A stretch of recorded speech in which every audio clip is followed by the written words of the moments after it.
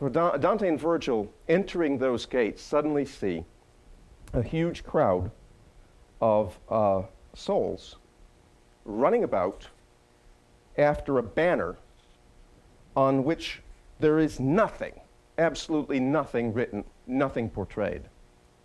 Dante wonders about this. Let me describe them first.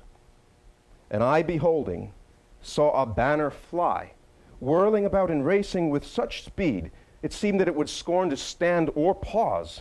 And all behind that flag in a long file, so numerous a host of people ran, I had not thought death had unmade so many. Running after a banner on which there is nothing.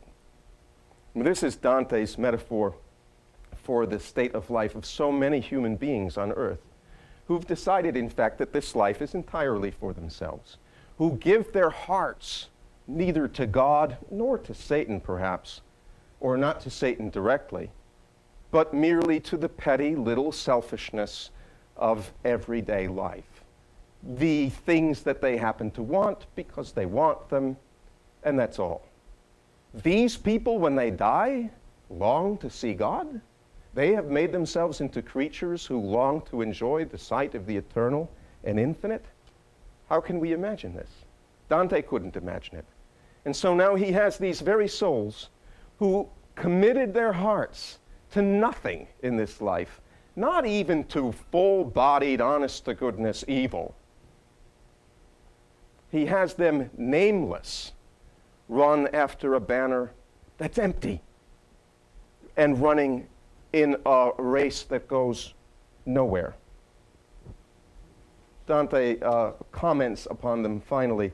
Immediately I understood the truth. This was the low sect of those paltry souls, hateful to God and to his enemies. These worthless wretches who had never lived were pricked to motion now perpetually by flies and wasps that stung their naked limbs and ran the blood in furrows down their faces, which mingled with their tears fell to their feet, where loathsome maggots gathered up the rot. That, without identity, without name, without any purpose, forever. You may think of them this way. These are human beings who have ruined their human beauty by forgetting that there is ever anything outside ourselves to which we must devote our allegiance, our hearts, minds, and souls. We pass them by, and we go on down to the riverside, the river Acheron, where a group of souls are even now congregating to cross that river. They have not yet been told where they are going. You must imagine the state of these souls. They have lived their lives not for God, and in doing so, they have denied not only the origin of their beings, but the goal, as I've been saying, towards which we are meant to proceed. It's exactly as if you had tried to drive a car in reverse over the course of 50 or 80 miles. You are going to ruin that car. The human being is, in fact, not meant for evil, but the constant, habitual, petty, daily practice of wickedness or of hard-heartedness towards God and towards our neighbor wrecks this machine too, wrecks the soul, ruins it, spoils it, and makes us, as I said, into the sorts of beings who would find only one place in all of reality more uncomfortable, hotter than hell, and that would be paradise.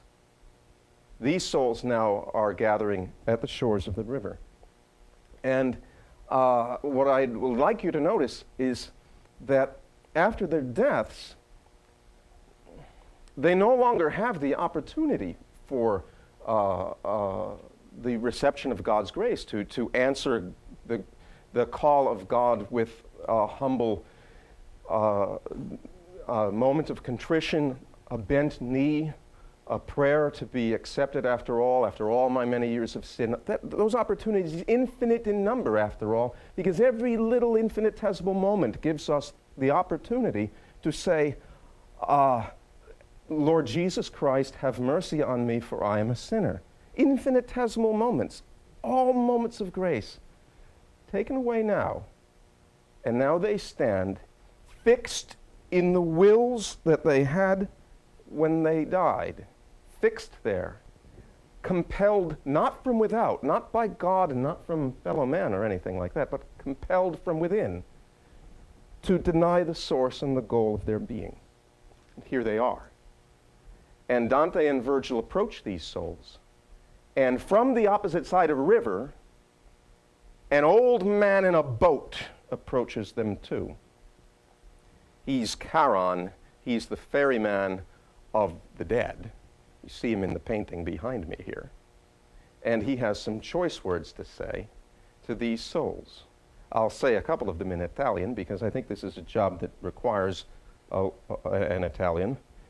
Look here, coming at us in a boat, an old man, hair and lank skin, white with age, hollering, Guai voi, anime brave, woe to you, crooked souls! Give up all hope to look upon the sky. I come to lead you to the other shore, into eternal darkness, fire, and ice. Woe to you, you crooked souls. The word crooked is the key word there. The Italian word means wicked, but its original meaning is crooked. It's bent. The human being, the only animal to stand upright, is also the only animal to look up at the stars, not to gather directions from them as pigeons might, but to look up at them in wonder, to look up at the seemingly infinite physical heavens and say, surely I was not meant simply to find my fulfillment here. That's what we're made for, this longing to see the face of God.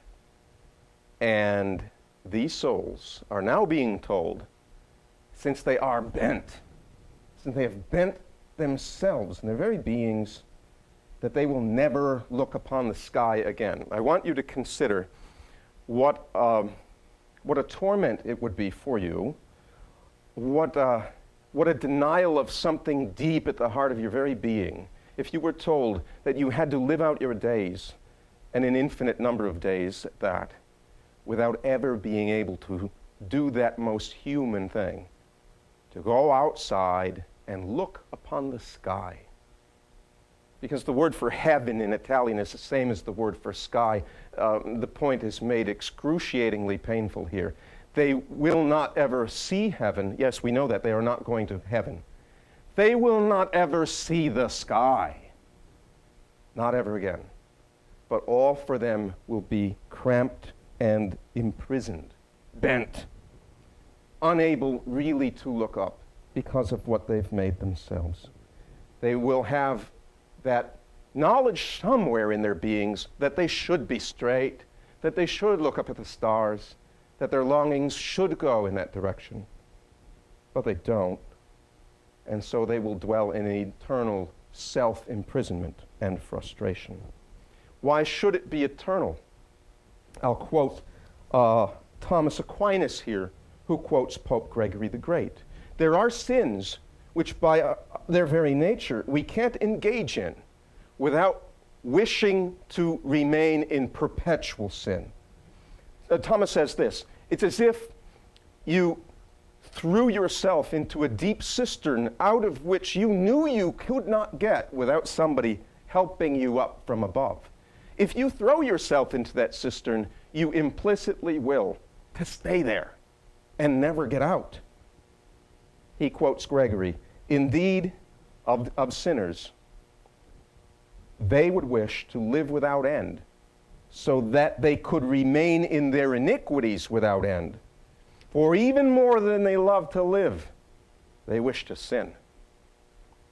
In other words, if they could live forever on this earth, they would remain in their chosen sins.